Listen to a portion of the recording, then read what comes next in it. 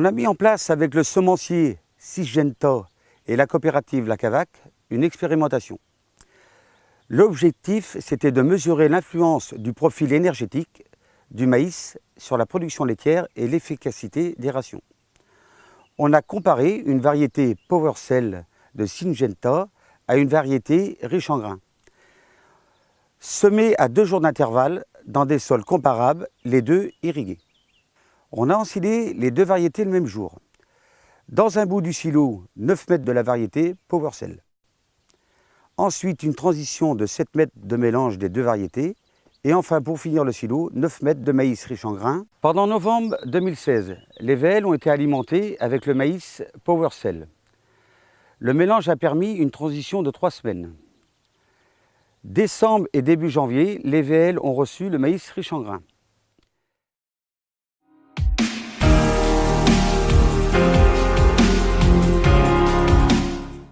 Les productions ont été mesurées au robot de traite, les rations pesées par la mélangeuse et le robot. Notre nutritionniste a calé les différentes rations en fonction des valeurs des maïs. Seuls les VL en production, pendant les 3 mois de l'essai et à plus de 100 jours de lactation, ont été retenus, soit 31 VL.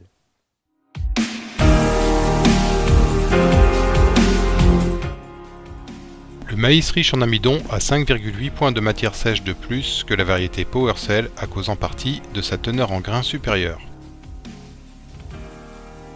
Les digestibilités des deux maïs sont proches, mais leurs profils énergétiques sont bien différents. La variété PowerCell, récoltée à tout juste 30% de matière sèche, a un appareil végétatif bien digestible, mesuré par une DMO non amidon de 61% et un taux d'amidon de 27%. A l'opposé, le maïs riche en amidon, récolté à 35% de matière sèche, dose 35% d'amidon avec des tiges et des feuilles moins dégradables. Pendant toute la période de distribution de la variété PowerCell, la production laitière a monté progressivement de 1,5 kg par vache en moyenne, alors que les vaches sont normalement en phase descendante de lactation.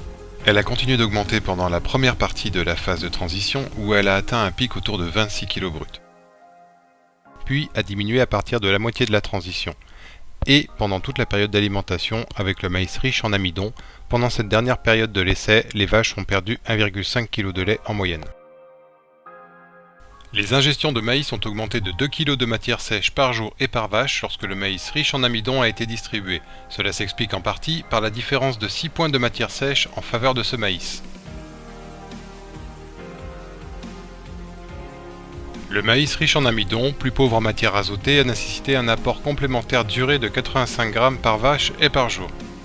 La variété PowerCell est mieux valorisée par les vaches. En effet, les 2 kg de maïs riche en amidon consommés en plus n'ont pas permis de produire plus de lait ou plus de protéines ou de matières grasses. La meilleure efficacité de transformation de la variété PowerCell permet une économie de 2 € par millilitre de lait, en incluant dans le coût des fourrages, les intrants, la mécanisation, le fermage et les amortissements du silo.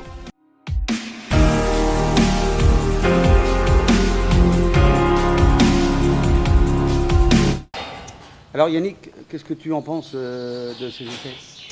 Alors Didier, bon, on a vu que par rapport à l'essai, on avait fait une approche un peu différente que ce que l'on fait habituellement. Donc plutôt la partie d'habitude du UFL, DMO, on est plutôt approché là les profils énergétiques qui sont complètement différents entre les deux maïs. Ce qu'il faut retenir, c'est que sur l'essai, la partie PowerCell a montré toute son efficacité. Donc elle n'a rien à envier à un maïs type aigrin, bien au contraire. Et moi, je t'engage chaque année à bien choisir tes variétés par rapport à ton taux d'incorporation de maïs. Et comme chez nous, il est relativement intéressant et important ici, ton taux d'incorporation, je pense qu'il faut aller plutôt sur des variétés plutôt typées PowerCell plutôt qu'une variété vraiment typée grain.